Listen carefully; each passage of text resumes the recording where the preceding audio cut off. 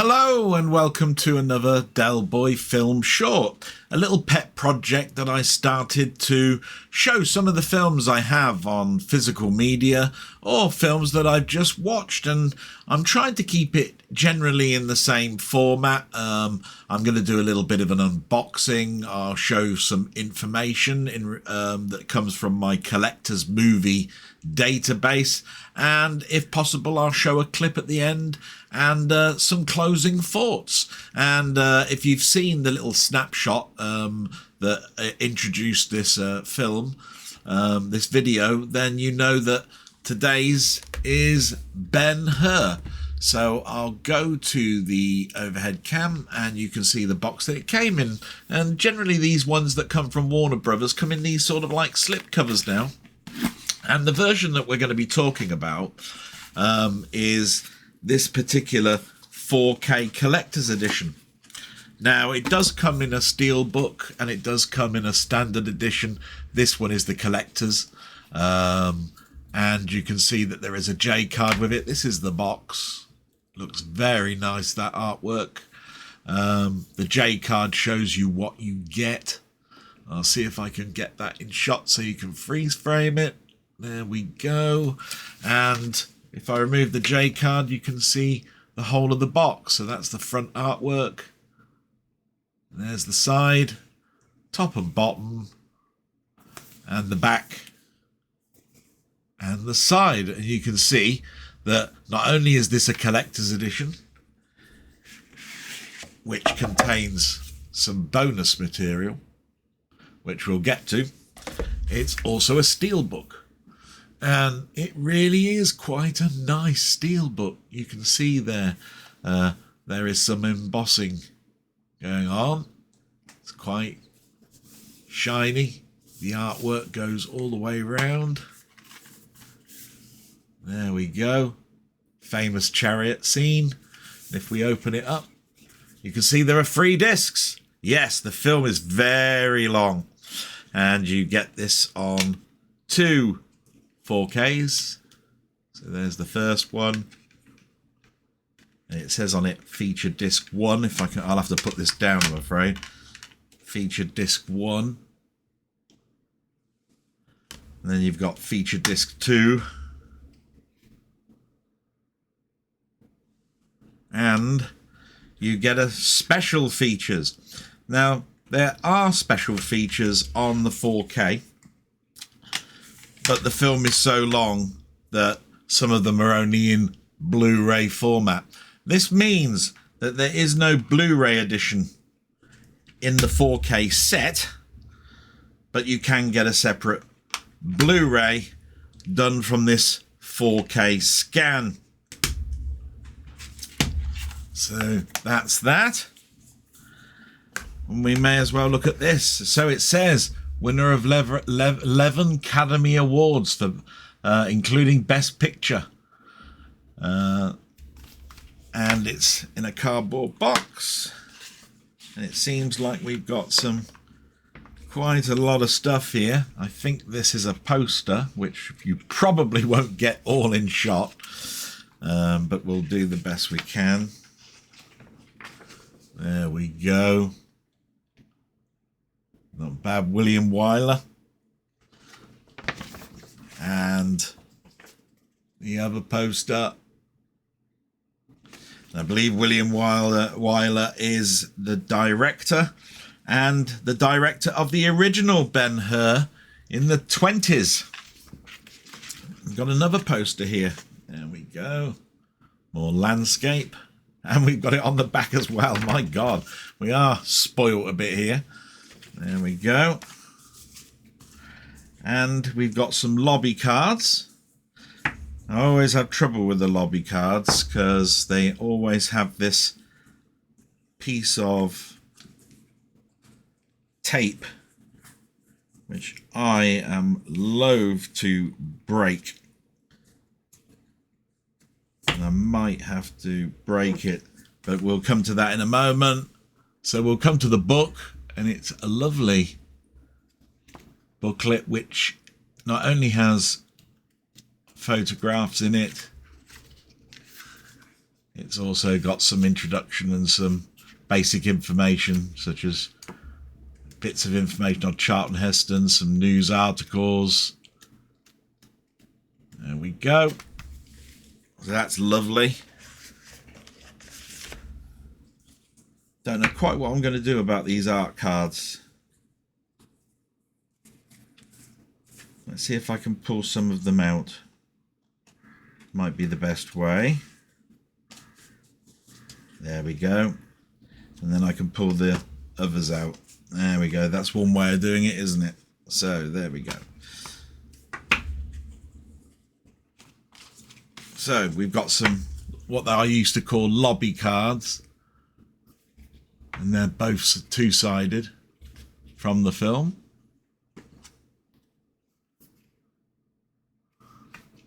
On the back. Got some artwork for the costumes.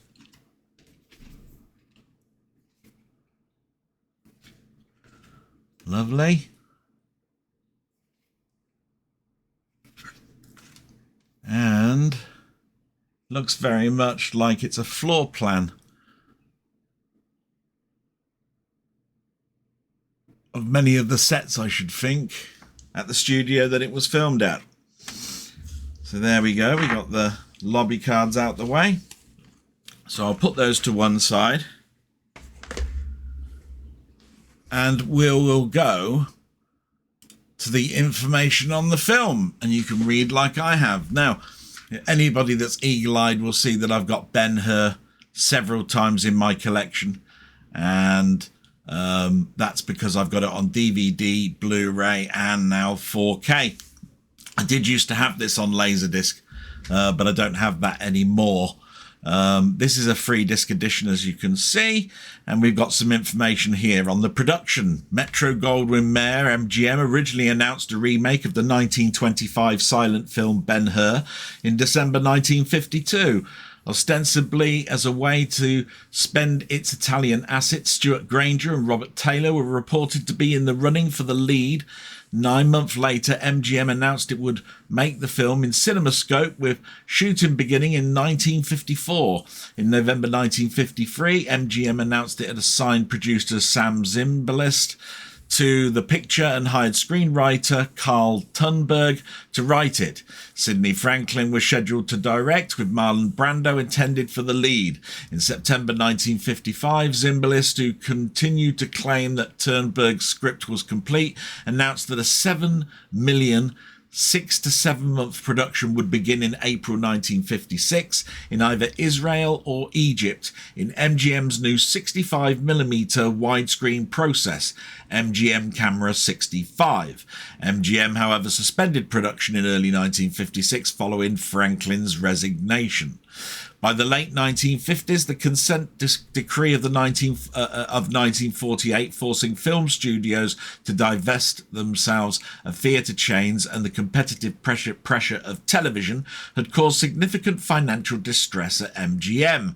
In a gamble to save the studio and inspired by the success of Paramount Pictures' 1956 biblical epic The Ten Commandments, studio head Joseph Vogel announced in 1957 that MGM would again move forward on a remake of Ben-Hur. Filming started in 1958 and wrapped in January 1959, and post-production took 6 months. Although the budget for Ben-Hur was initially $7 million, it was reported to be $10 million by February 1958, reaching $15 million by the time shooting began, making it the costliest film ever produced up to that time. When adjusted for inflation, the budget of Ben-Hur was approximately $168 million in constant dollars. Don't know what constant dollars means. Casting. MGM opened a casting office in Rome in 1957 to select the 50,000 people who would act in minor roles and as extras in the film, and a total of 365 actors that had speaking parts in the film, although only 45 of them were considered principal performers in casting. Wyler placed heavy emphasis on characterization rather than looks of acting history. Several actors were offered the role of Judah Ben-Hur, before it was accepted by Charlton Heston, but Lancaster stated he turned down the role because he found the script boring and belittling to Christianity. Paul Newman turned it down because he said he didn't have the legs to wear a tunic. Marlon Brando, Rock Hudson, Jeffrey Horn, Leslie Nielsen, my God, were also offered the role, as were a number of muscular, handsome Italian actors, many of whom did not speak English. Kirk Douglas was interested in the role, but was turned down in favour of Heston, who was formally cast in January 22nd, 1958. His salary was $250,000 for 30 weeks' work, a prorated salary for any time over 30 weeks, and travel expenses for his family. Robert L. Surtees, who had already filmed several of the most successful epics in the 1950s, was hired as cinematographer for the film. Early on in the film's production, Zimbalist and other MGM executives made the decision to film the picture in a widescreen format. Wyler strongly disliked the widescreen format, commenting that nothing is out of the picture and you can't fill it. You either have a lot of empty space, or you have two people talking and a flock of others surrounding them who have nothing to do with the scene. Your eye just wanders out of curiosity. The film was filmed in a process known as MGM Camera 65. 1957's Raintree County was the first MGM film to use the process. The MGM Camera 65 used special 65mm Eastman color film stock with a 2:76:1 aspect ratio. 70mm anamorphic camera lenses developed by the Mitchell Camera Company were manufactured to specifications submitted by MGM. Those lenses squeezed the image down to 125 times to fit on an image area of the film stock. Because the film could be adapted to the requirements of individual theatres, movie houses did not need to install special expensive 70mm projection equipment. 6 of the 70mm lenses, each worth $100,000, were shipped to Rome for use by the production. In editing, a total of 1,100,000 feet, that's 340,000 meters, of footage was shot for the film. According to editor John D. Dunning, the first cut of the film was 4.5 hours long. William Wyler stated that his goal was to bring the running time down to 3.5 hours. The most difficult editing decisions, according to Dunning, came during scenes that involved Jesus Christ, as these contained almost no dialogue, and most of the footage was purely reaction shots by actors.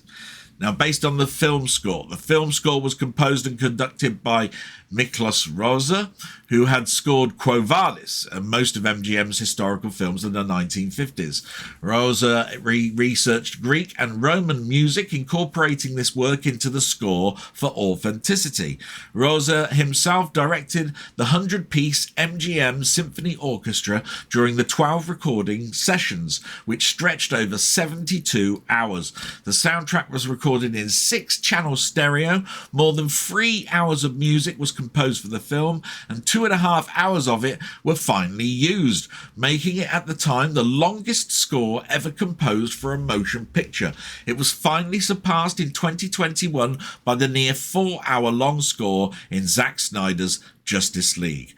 Rosa won his 3rd Academy Award for his score. Like most film musical soundtracks, it was issued on an album for the public to enjoy as a distinct piece of music. The score was so lengthy that it had to be released in 1959 on 3 LP records, although a 1 LP version with Carlos Savina conducting the Symphony Orchestra of Rome was also issued. In addition to provide a more listenable album, Rosa arranged his score into a Ben-Hur suite, which was released on Lion Records, an MGM subsidiary that issued low-priced records. In 1959, this made the Ben-Hur film musical score the first to be released not only in its entirety, but also as a separate album. When it comes to animal welfare, in contrast to the 1925 film, during the making of which at least 100 horses were reported to have died, director William Wyler brought in Yakama Kanut to ensure the safety of the animals. No horse was injured while shooting the chariot race sequence. However, there were deaths on set. Producer Sam Zimbalist had heart attack on November 4th, 1958. While on the set, he was taken to his villa where he died at the age of 57. The chariot race took 5 weeks, spread over 3 months to film at a cost of $1 million and required more than 200 miles, that's 320 kilometers, of racing to complete. Martin and Yakima Konut filmed the entire chariot sequence with stunt doubles in long shot, edited the footage together, and showed the footage to Zimbalist, Weiler, and Heston to show them what the race should look like and to indicate where close-up shots with Heston and Boyd should go. 7,000 extras were hired to cheer in the stands. Good God. I'll probably just read the last bit here, which is the box office. During its initial release, the film earned $33.6 million in North America theatre rentals. That's the distributor's share of the box office, generating approximately $74.7 million in box office sales. It was number one at the monthly US box office for 6 months. Outside of North America, it earned $32.5 million in rentals. That's about $72.2 million at the box office, for a worldwide total of $66.1 million in rental earnings, roughly equivalent to $146.9 million in box office receipts. It was the fastest grossing film as well as the highest grossing film of 1959, in the process becoming the second highest grossing film of all time. At that time, behind Gone with the Wind. It was the highest grossing film in Japan at the time, earning $2.7 million. Ben-Hur saved MGM from financial disaster, making a profit of $20.4 million on its initial release and another $10.1 million in profits when re-released in 1969. By 1989, Ben-Hur had earned $90 million in worldwide theatrical rentals. Now, I probably didn't go over at the beginning here, but here's the cast. It's obviously got Charlton Heston as Judas Ben-Hur. You've got Jack Hawkins as Quintus Arius. You've got Haya Harriet as Esther. That's the love interest. Stephen Boyd as Masala. That's the boyhood friend of Charlton Heston who puts his family into slavery. And Hugh Griffith as Sheik Iridrium. And it's directed by William Wyler, produced by Sol C. Segal, and the musician is Miklas Rosa. So I think we'll now go to a playback of the trailer. Hopefully it will stay in and I'll do some closing comments. So here's the trailer.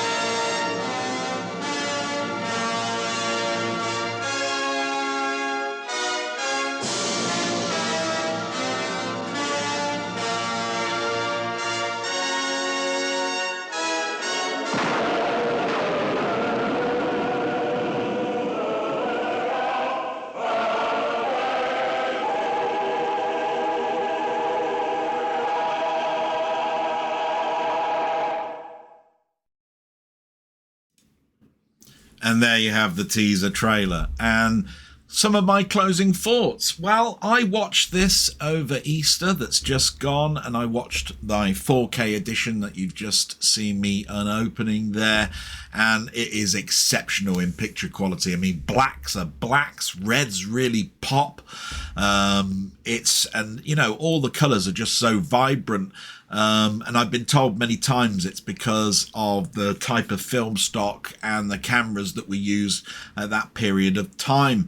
And when it comes to the memory of Ben-Hur, I've got lots of memories. I mean, it used to be a sort of like a normal sort of like film to see around Easter. It wasn't shown, from what I can tell, on TV this year. They showed King of Kings and The Greatest Story Ever Told, but Ben-Hur is just an absolutely fantastic film. It is lengthy. I think the running time is 223 minutes. I think this edition is on par with that, maybe 230, because it does mention a couple of different times on different packaging. But whichever version you watch, it's just an exceptional film. And it's a film that, you know, it's got lots of action sequences, but you'd be surprised on what the actual sole emphasis of this film is. You learn it at the end.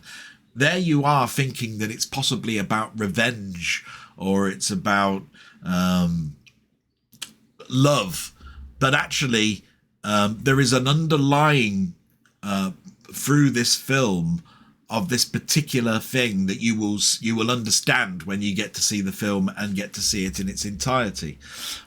It's a film I would love to see at the cinema. Unfortunately, I wasn't around when it was first brought out, and it hasn't come to anywhere near my town or cities around me to see a projection version of it.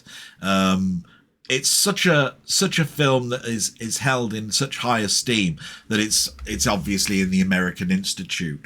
And that's all I've really got to say about Ben-Hur. Is it something that I think you ought to upgrade from DVD or Blu-ray? Absolutely. Obviously, it will all be down to money. I pre-ordered this particular version. It will come out cheaper, I'm pretty sure of it. But I did see the differences between the Blu-ray and the 4K, even in just the quality of the picture image. It's lovely to see a film done and restored in this particular way. There is just enough film grain to show you that it is filmed on stock of that era. And with that, I can't rate this higher than a great thumbs up.